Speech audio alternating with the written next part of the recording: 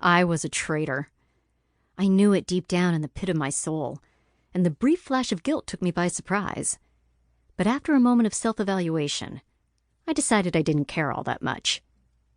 "I'll take a dozen glazed and 2 coffees to go," I said to the perky girl behind the counter. "Oh, and I'll take a vanilla cream and a Nutella filled too, but put them in a separate bag." My name is J.J. Graves, and I'm the coroner for King George County, Virginia. During my tenure, I'd spent more than my fair share of time on the news due to the fact I was married to the sheriff, so I was fairly well known in the community.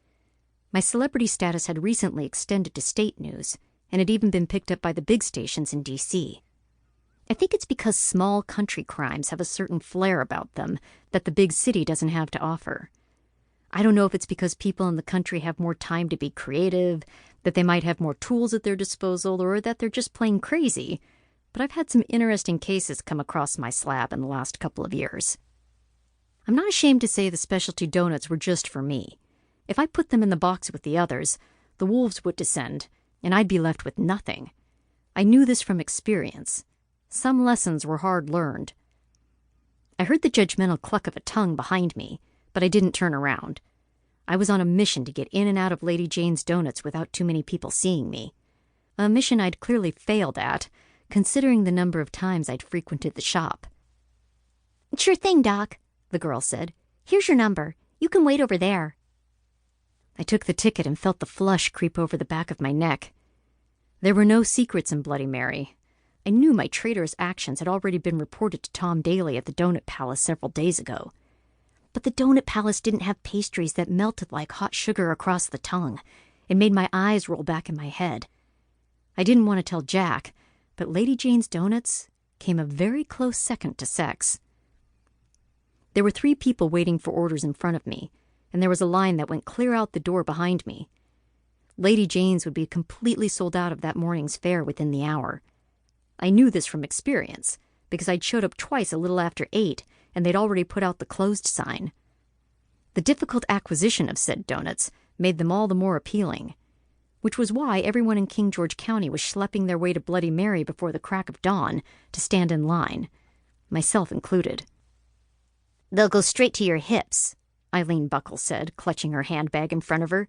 "You won't keep that young stud of a husband with donuts on your thighs." "How is Arthur?" I asked her, my smile polite. Arthur Buckle weighed 400 pounds on a good day. I dreaded the day I'd have to bury him. Good help was hard to find, or at least the kind of help that could put 400 pounds in the ground with ease. Her lips pursed like she'd bitten something sour, and she had the decency to look the other way. To my recollection, Eileen had been a sourpuss for as long as I'd known her. There was a snort of laughter from behind Eileen, and I turned to see the source. I hadn't really paid attention to the other traitors. I was too focused on my own betrayal. I'd learned over the past couple of weeks it was best to get in, get out, and never make eye contact. "Saw you and the sheriff on the news a while back," Chuck Grapel drawled. "They did a whole expose about that death hotel down in the Carolinas.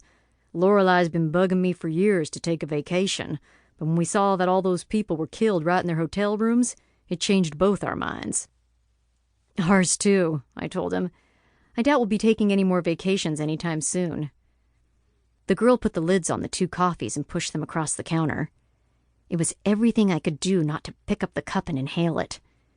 I wasn't a morning person on my best day, and getting up 2 hours early so I could stand in the donut line made coffee a necessity.